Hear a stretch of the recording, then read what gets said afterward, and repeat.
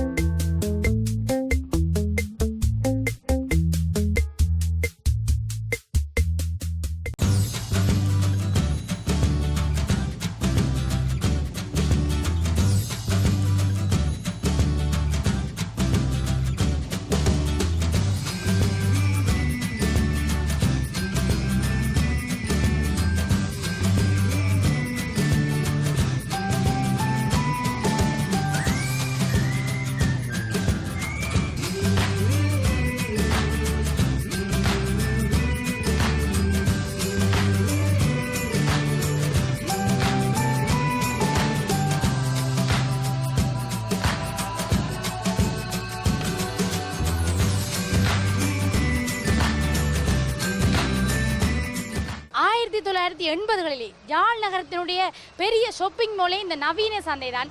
யாழ்ப்பாணத்தில் இப்போது எத்தனை ஆயிரம் புதிய புதிய கடைகள் வந்தாலும், அதாவது காகில்ஸ் ஃபுட் சிட்டிகள் வந்தாலும் அனைவருமே நவீன சந்தையை தான் நாடுவார்கள். ஏன்னு சொன்னால் எல்லா விதமான பொருட்களையும் ஒரே இடத்தில் பெற்றுக்கொள்வதற்காக இன்றைய வணக்கம் தாய்நாடு நிகழ்ச்சியின் இந்த போதிக்காக நேர்களையும் நவீன சந்தைக்கு அழைத்து கொண்டு செல்ல போன்ற வாரங்கிழமை தொடர்ந்து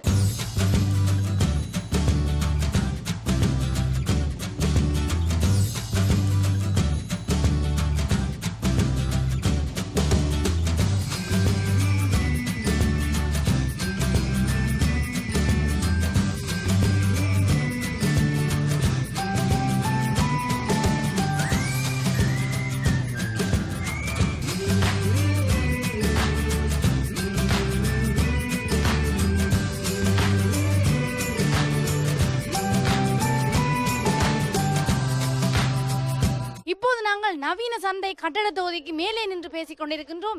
இந்த கட்டட தொகுதியில் அதிகளவான கடைகள் உடுபுடவை கடைகளாகவே இருக்கின்றன. இந்த உடுபுடவை கடைகளில் ஒரு புடவை கடையினுடைய பேரை சொன்னால் உங்களுக்கே பல ஞாபகங்கள் வரும். சோதி டெக்ஸ்டைல்ஸ் சொன்னாலே அனைவருக்குமே தெரிந்த ஒரு கடை. இப்போதுதான் நாங்கள் இந்த கடைக்குள்ளே சென்றோம். ஒரே வாடிக்கையாளர் கூட்டமாகவே இருந்தது. அதனால் வெளியிலே நின்று பேசிக் கொண்டிருக்கிறோம்.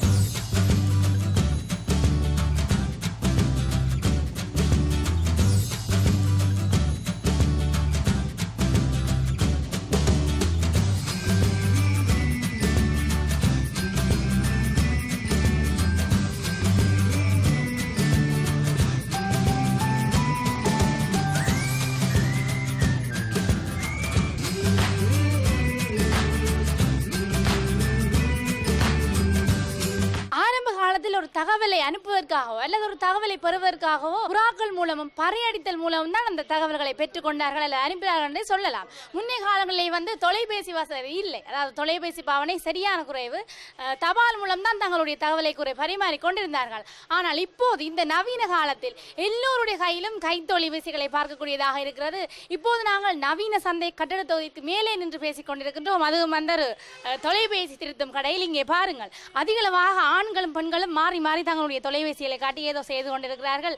சில பேர் சிம் மாற்ற வந்திருக்கிறார்கள், சில பேர் போன் கவர் போட வந்திருக்கிறார்கள். இப்போது யாரை பார்த்தாலும் கையில் தொலைபேசி இல்லாமல் நடமாடவே மாட்டார்கள். நான் கூட கையில் ஒரு தொலைபேசி கொண்டு நான் பேசிக் கொண்டிருக்கிறேன்.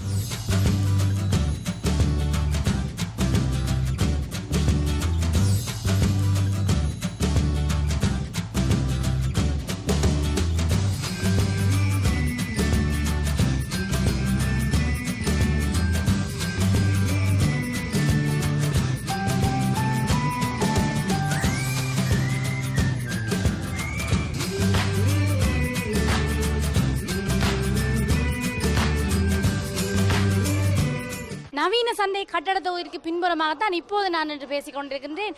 இந்த இடத்திற்கு அருகிலே தான் யாழ்ப்பாணத்திலிருந்து கொடிகாமத்துக்கு செல்கின்ற பஸ்கள் தடுத்து வைக்கப்படுகின்றன. ஒரு புடவை கடையில் தான் இப்போது நாங்கள் இன்று பேசிக் கொண்டிருக்கின்றோம். இந்த அம்மா ஏதோ துணியை மாறி மாறி பார்த்து கொண்டிருக்கிறோம். அம்மா வணக்கம்.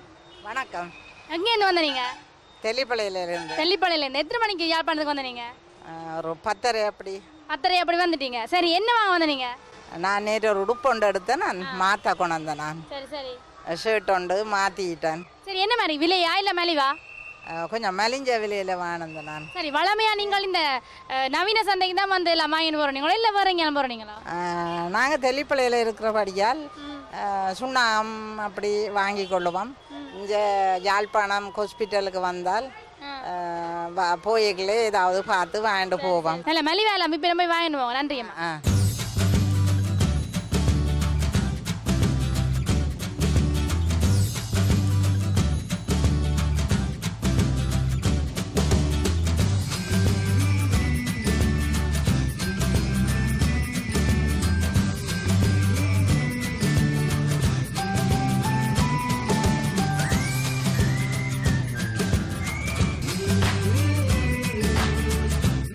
நாட்களிலே யாழ்ப்பாணத்திற்கு செல்கின்றவர்களை இடைமறித்து நீங்கள் எங்கே செல்கிறீர்கள் என்று கேட்டால் உடனே அவர்கள் சொல்வார்கள் நாங்கள் பெரிய கடைக்கு செல்கின்றோம் என்று சொல்லி. பெரிய கடை என்று சொன்னால் வந்து ஒரு தனியாருடைய கடை அல்ல, அது ஒரு கடை தொகுதி. இங்கே தான் வந்து எல்லா விதமான பொருட்களையும் ஒரே நேரத்தில் பெற்றுக்கொள்ள முடியும். சில பேரை கேட்டால் சில பேர் சொல்வார்கள் நாங்கள் சின்ன கடைக்கு செல்கின்றோம் என்று சொல்லி. சின்ன கடையிலே வந்து மீன்களை வாங்க முடியும். அதே போல வந்து சில பேர் சொல்வார்கள் நாங்கள் நவீன சந்தைக்கு செல்கின்றோம் என்று சொல்லி. 1980களிலே யாழ் நகரத்தினுடைய பெரிய ஷாப்பிங் மாலே இந்த நவீன சந்தை தான்.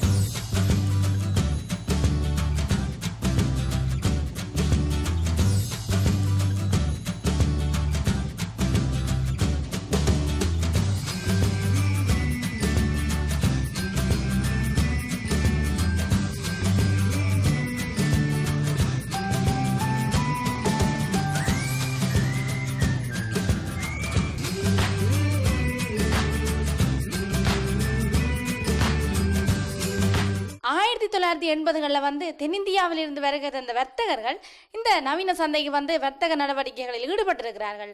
இங்கே இருக்கின்ற அதாவது கடைகளில் இருக்கின்ற பொருட்கள் தென்னிந்தியா, சீனா போன்ற நாடுகளில் இருந்து இறக்குமதி செய்யப்பட்டன. தற்பொழுதும் சில கடைகளில் இருக்கின்ற பொருட்கள் தென்னிந்தியா, சீனா போன்ற நாடுகளில் இருந்தும் இறக்குமதி செய்யப்படுகின்றன.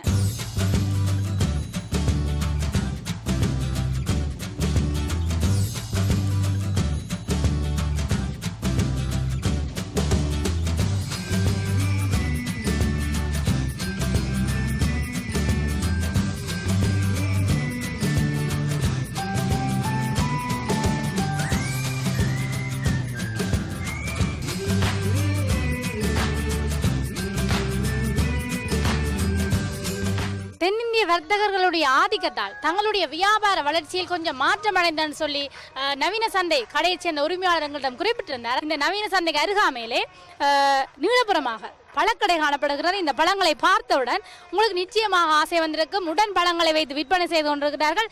சற்று வெயில் அடித்துக் கொண்டிருக்கின்றது. இந்த பழங்களை வாங்கி கொண்டு போய் நாங்கள் ஜூஸ் கிடைத்து குடிக்க போன்றோம்.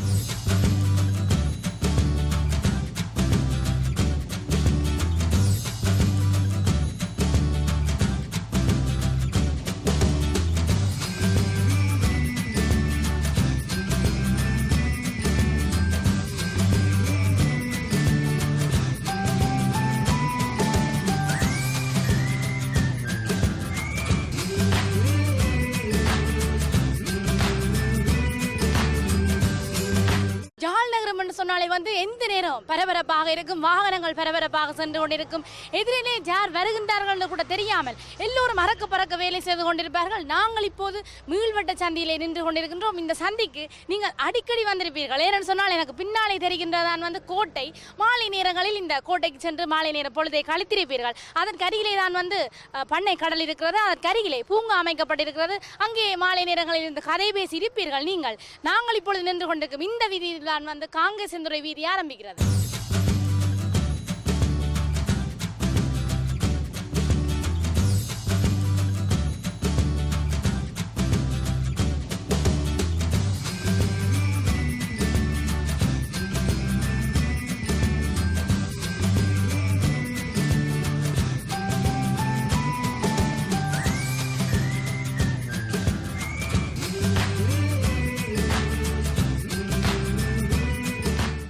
செத்தா வெறுங்கூடு மீன் செத்தா கருவாடுன்னு சொல்வார்கள். நாங்கள் இப்போது மீள்வட்ட சந்தையில் இருக்கின்ற ஒரு கருவாடு கடையின் முன்னால் நின்று பேசிக் கொண்டிருக்கின்றோம். இங்கே பாருங்கள், பெரிய ஒரு கருவாட்டை தொங்க விட்டிருக்கிறார்கள். இது வந்து கட்டாப்பாறை கருவாடு.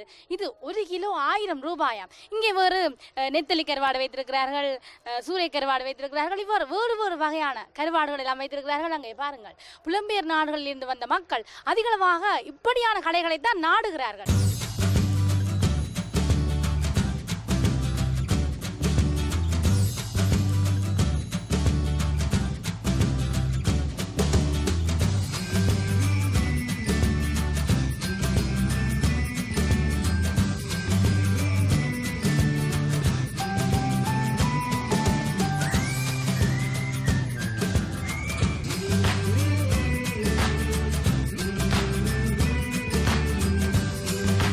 வணக்கம் தாய்நாடு நிகழ்ச்சியின் இந்த போதிக்காக எப்பொழுதும் பரபரப்பாக இருக்கின்ற யாழ் நகரத்தினுடைய இந்த இடத்திலிருந்து நாங்கள் இந்த நிகழ்ச்சியை முடிவு கொண்டு வருகின்றோம். ஒளிப்பதிவாளர் மதுசனுடன் ஷர்மி.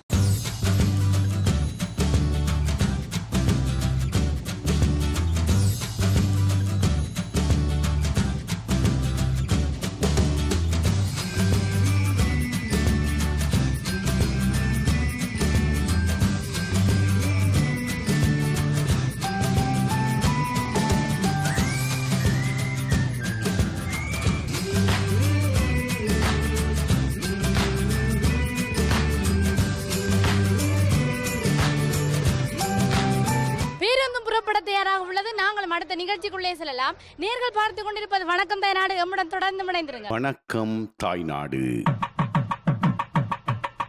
கிளைகள் எங்கே படர்ந்தாலும் வேர் இங்கேதான்.